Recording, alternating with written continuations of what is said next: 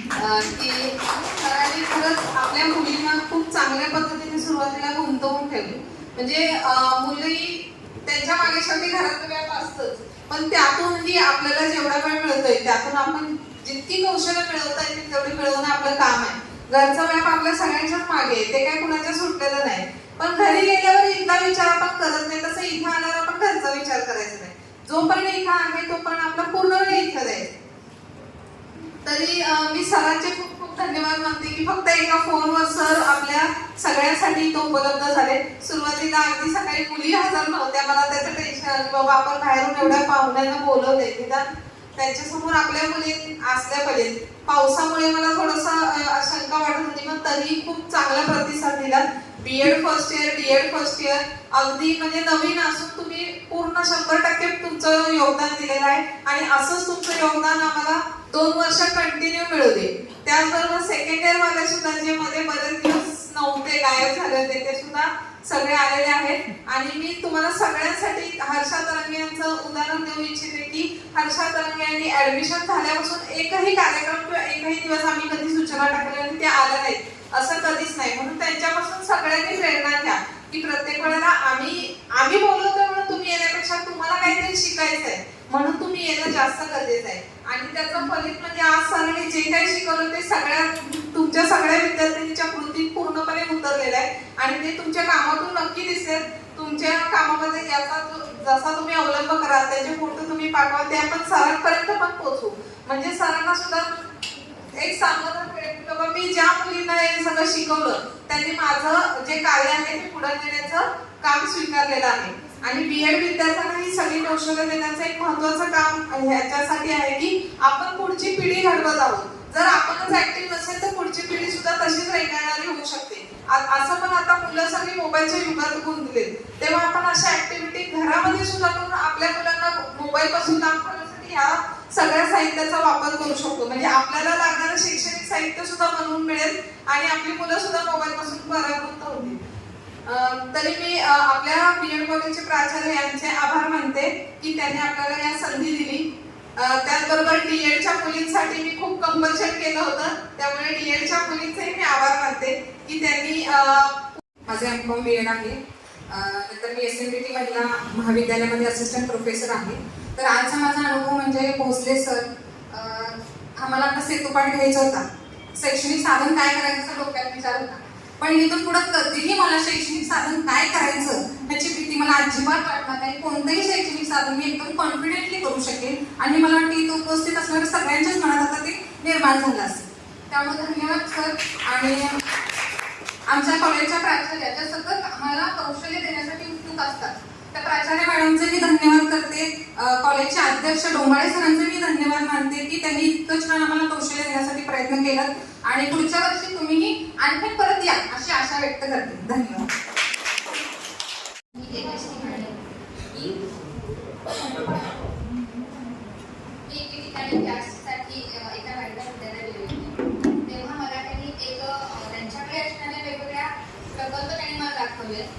पण आपण त्यांना कसं मागायचं की हे मी माझ्या मुलालाही वापरू शकेन का, हा थोडा मनामध्ये विचार होता. पण मगाशी सरांनी आपल्याला शिकवलं की आपण प्लस मायनस वगैरे करू शकतो. आणि असं सांगितलं की जे काही स्पर्धा परीक्षेला मुलं बसतात स्कॉलरशिपला, आपण साधारणतः सगळेजण उजव्या हाताचा वापर जास्तीत जास्त करतो, पण ऍक्च्युली आपण दोन्ही हाताचा वापर करायला हवा असं त्यांचं पर्सनल मत होतं आणि ते बरोबर आहे. आपण जेव्हा उजव्या हाताचा वापर करतो तेव्हा डावा हात जास्त वापरला जातो आणि डाव्या हाताचा वापर करतो उजवा मेंदू जास्त वापरला जातो. म्हणजे आपण साधारणतः सगळेजण अर्धाच मेंदू वापरतो. आज आम्ही हे प्रदूषणावरचं चार्ट बनवलेलं आहे. त्यामध्ये आम्ही मेन 3 प्रदूषणाचे प्रकार टाकलेले आहे: वायू प्रदूषण, ध्वनी प्रदूषण आणि जल प्रदूषण. तसेच यात कारणे, प्रभाव आणि उपाय यांचीही माहिती दिलेली आहे. प्रदूषणाचा उपयोग निबंध येण्यासाठी तसेच गणितामध्ये लोकसंख्या आलेख हा प्रदूषणाचा उपयोग केला जातो. तसेच प्रदूषणाचा उपयोग विज्ञानामध्ये प्रदूषणामुळे होणारे मानवी जीवनावर होणारे आरोग्याचे दुष्परिणाम यामध्येही याचा वापर करू शकतो आपण. तसेच भूगोलामध्ये औद्योगिक क्षेत्रे वाढल्यामुळे होणारे प्रदूषण यासाठी आपण याचा वापर करू शकतो. मी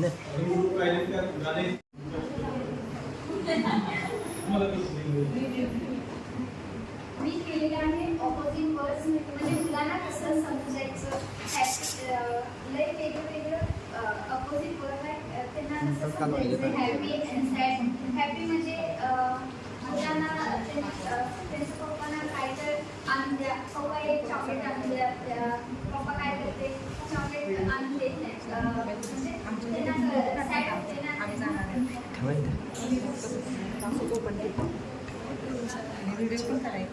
व्हिडिओ आहे की याच्यावर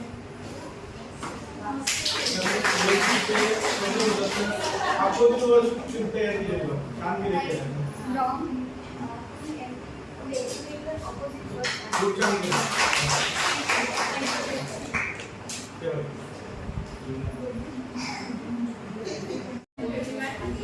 Our full name is Radha, and we basically present here two models of English literature.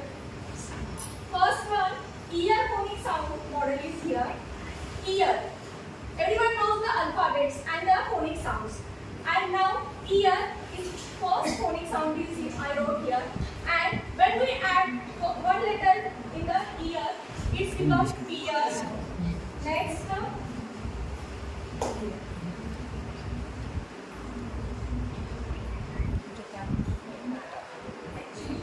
Words like here.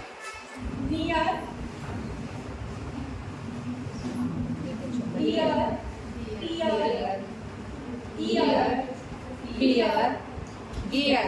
And each word is a different word. Thank you.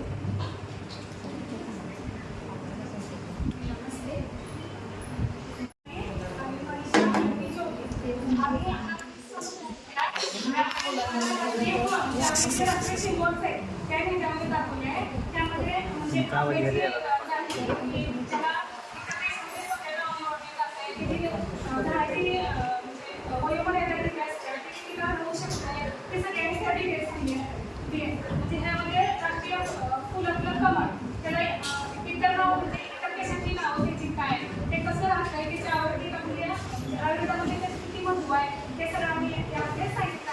त्यामध्ये वादाचं पण आम्ही माहिती सांगितलंय बाळा जे किती वर्ष जगतो त्याचे कालावधी किती तो कशा प्रकारे त्याची वजन उंची आणि त्याचे इकडे राहण्याचे ठिकाणी आम्ही सांगितले आणि राष्ट्रीय पक्षातला हा त्या मोहराच्या आपण विविध जाती त्याची वजन उंची लांबी त्याचे इकडं नावं आणि त्याचे जे 1963 साली त्याची राष्ट्रीय पक्ष म्हणून घोषणा झाली यामध्ये म्हणजे एका पण 20 स्तंभामध्ये 4 अर्थाच्या पण माहिती बसवलेली आहे.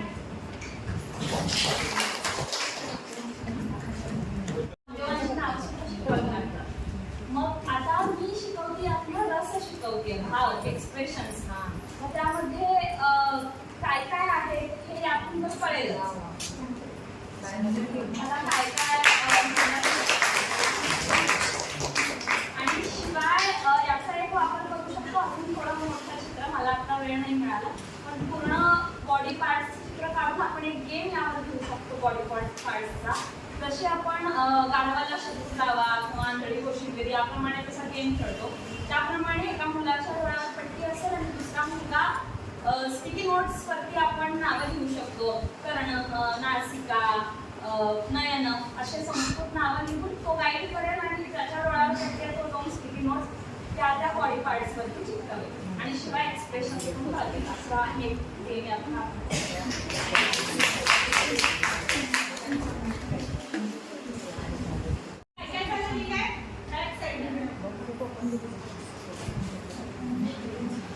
पडलेले प्रश्न सांडलेला कावळा खूप ताण लागले पाणी कुठून शोधू अर्थ तर सापडलं पण पाणी थोडेच आहे काय करू मडक्यात दगड टाकू पाणी वर येईल अरे वा पाणी वर आले हुशार का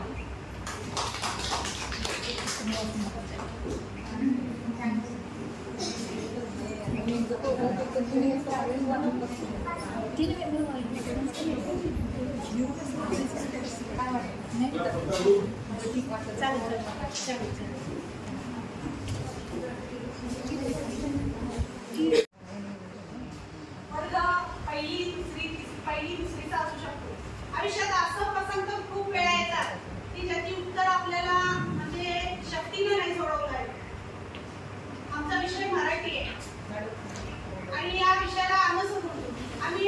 मराठी कथा कथेचं प्रोजेक्ट तयार केलेला आहे.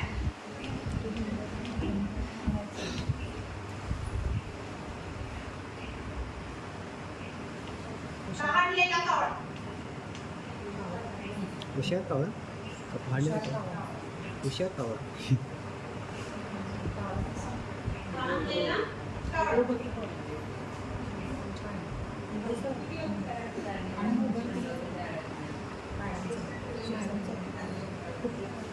शिर ग्रुपला येतात आपल्या कॉलेजच्या ग्रुपला येतात कॉलेजच्या ग्रुपला येतात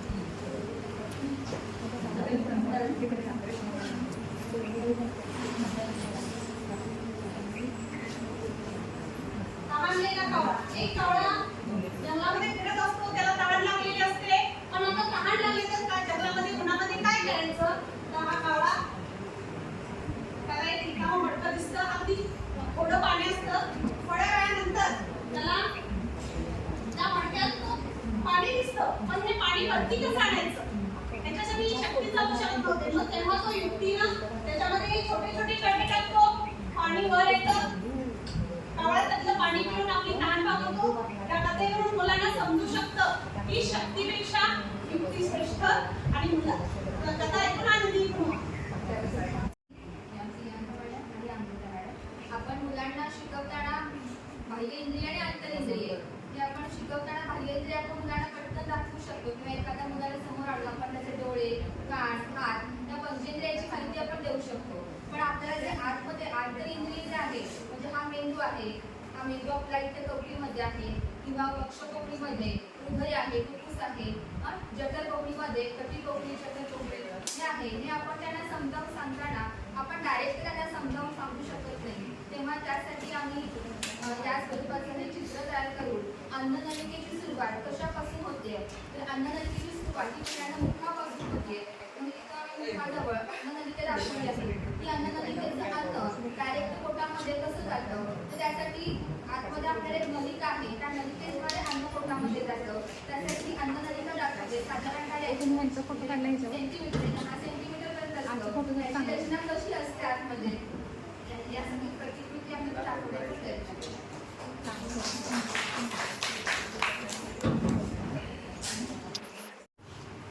गुड इव्हनिंग. आमच्या ग्रुपचं नाव आहे सायन्स ग्रुप. माझं नाव जास्वंदी, सारिका आणि अपूर्वा. आम्ही प्रेझेंटेशन केले रेस्पिरेटरी सिस्टीमसाठी. आता हे लहान मुलांना जरा उपयोगी आहे फर्स्ट स्टँडर्डपासून. तिथे आम्ही स्टॉलचा उपयोग केला आहे. त्याच्यात एक्झलेशन आणि इनहेलेशन आपण सांगतो. इनहेल करताना गावाला आपण याचं वर्किंग आहे. त्यांना हे सगळ्यापेक्षा इनहेल करतात त्यावेळेला लंग्स थोडे एक्सपांड होतात आणि त्याला एक्झेल करतात. म्हणजे आपण हे पाईपमधून आपण साईडला होतो त्यावेळेला ते एक्झलेशन आहे आणि हे कॉन्टॅक्ट होतं. हे बेसिक आहे. आणि आता कन्फ्युजन एक होऊ शकतं मुलांचं की आपण फुग्यांना हवा देतोय त्यावेळेला आपण ॲक्च्युली एक्झेल करतो. असं एक होऊ शकतो. हे कन्फ्युजन होऊ शकतं. यांच्या मोकळ्या दिसायला की त्यांना ब्रीथिंग करायला सांगा आणि ब्रीथ आउट करायला सांगा आणि फील करायला सांगा. तर हे एक त्याच्यामध्ये मॅडम करू शकतो. तिथे फक्त त्यांना आतमध्ये जे होतं त्यासाठी वाढेल. ओके, आपण जे वर्क करतोय त्यावेळेला आपण श्वास ह्याच्यामध्ये देतोय त्यानंतर त्यांनी कन्फ्युजन होऊ शकते की एक्झेल करतो पण ऍक्च्युअल मध्ये आपण इनहेलेशन शिकवतो. तर हे फक्त कन्फ्युजन दूर करा त्याचं आणि त्याला दाखवा की हे आतमधलं आहे आणि हे इनहेलेशन हे एक्सपेरिमेंट. थँक्यू.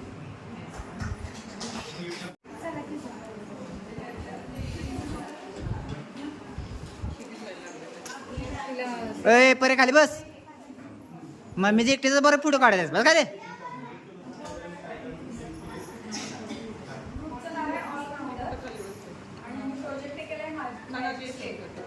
परे खाली बस. ना ना व्हिडिओ आहे व्हिडिओ आहे. दोन बॉक्स आहेत त्याच्यावर आम्ही नंबर प्रोव्हाइड केले. नंबर यांचा प्रक्रिया करायची आणि फॉर एक्झाम्पल 5 + 4 5 + 4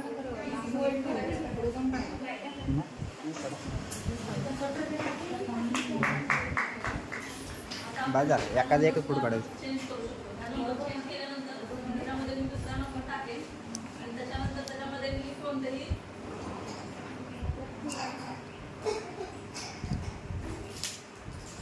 ॲप्लिकेशन देईल. त्याच्यामध्ये आता 5 आणि 3 जे नंबर जरी दिले असले तर मी इथं मल्टिप्लिकेशन जर केलं तर 5 3 15 हे सुद्धा आन्सर आपण काढू शकतो.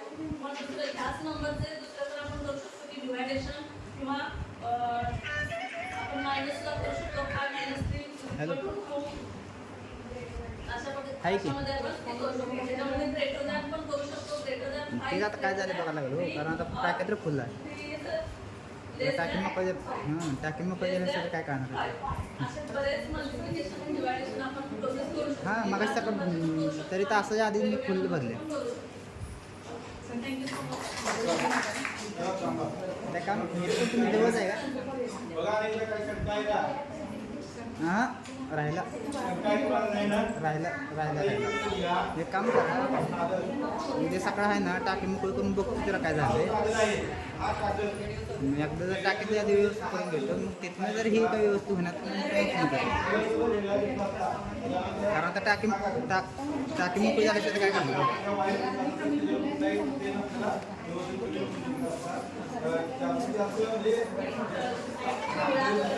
झाले का ग्रुप त्याला लवकर प्रेझेंटेशन आहे.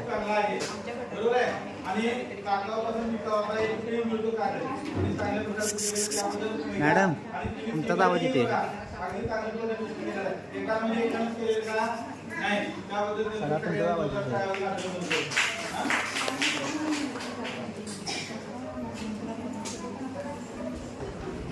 किंवा मग अशी टोपीच्या रचनेतून करायला सांगितलं ते करते किंवा काही वेळेला काय होतं, अशा काट्या 2-4 लावतात 1 2 3 आडव्या उभ्या अशा काट्या लावायच्या त्याला धरायचं हे करते. तसले तुम्ही केलं चालते. तुमच्या कल्पनेतून तुम्ही हे करू शकता. ते 4 झाले. आणि 5वं आहे एकदम साधं सोपं की तुमच्या परिसरामध्ये असलेलं कुठलंही म्हणजे एखादी वस्तू त्या वस्तूचं तुमच्या या पाठामध्ये तुम्ही दैनंदिन वस्तूच्या वापराला तुम्ही पाठामध्ये कसं वापरता ते कुठली तर वस्तू तुम्ही आणा. उदाहरणार्थ आता भांड्याच्या दुनियेत असं काहीतरी एक धडा आहे मराठीला कुठं आहे का? दोन्ही भांडे आहेत एकमेकांशी संवाद करतात वगैरे तर त्यांनी एखादं छोटं जरी भांडं त्या ठिकाणी ठेवलं तरी चालतं की भांडं ते बोलू लागले. अशा एक प्रकारचं तुम्हाला ते करताय. अशी 5 साधनं आहेत. ती 5 साधनं तुम्ही तयार करून एक प्रेझेंटेशन आहेत. हे साधन तुमच्या ग्रुपचं हितच राहील. ते तुम्ही जमा करून घेतील मॅडम तुमचे कोऑर्डिनेटर कोण आहेत ते आणि बाकीचं साधनं आहेत ते तुम्ही 5 जमा करून तुमचे समन्वय जसिका मॅडम असतील किंवा शिवसागर मॅडम असतील आचार्यांच्या मार्गदर्शनाखाली हे तयार करा. हे अरेंजमेंट प्रदर्शन बनवा आणि प्रदर्शन बनवून त्याची 5 नंबर काढून तुमच्या स्तरावर तुम्ही काय पारितोषिक वितरणाचा कार्यक्रम तरी घेऊ शकता. परंतु डिक्लेरेशन करा की ते 5 साहित्य तुम्ही आणणं अपेक्षित असणार आणि त्या 5 साहित्य सुद्धा अहवाल तुम्हाला शैक्षणिक साधनामध्ये नमूद करायचा आहे. ते 5 साधनाचा तुम्हाला व्हिडिओ कॉल तुम्ही केलाय त्यानंतर तुम्हाला माहिती आहे ते सुद्धा तुम्ही काय करा ग्रुपवर टाका. हे प्राचार्यांच्या संमतीनं तुम्ही काय असेल त्या पद्धतीने जर बदल करायचा झाला तर त्यामध्ये प्राचार्यांच्या संमतीने बदल करा. ओके सूचना सगळ्यांना समजली? हा आता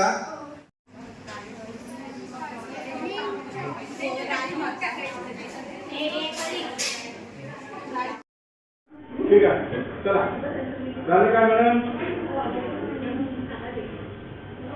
जरा बघायचं लक्ष द्या. 1 2 3 4 थांबा आता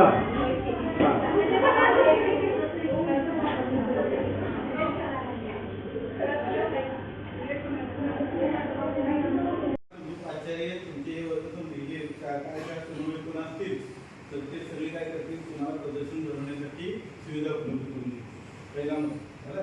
दुसरा मुद्दा असा आहे की पहिला इंग्लिश मॉडेल झालं की तुम्हाला मी काय करणार गटात बसलो.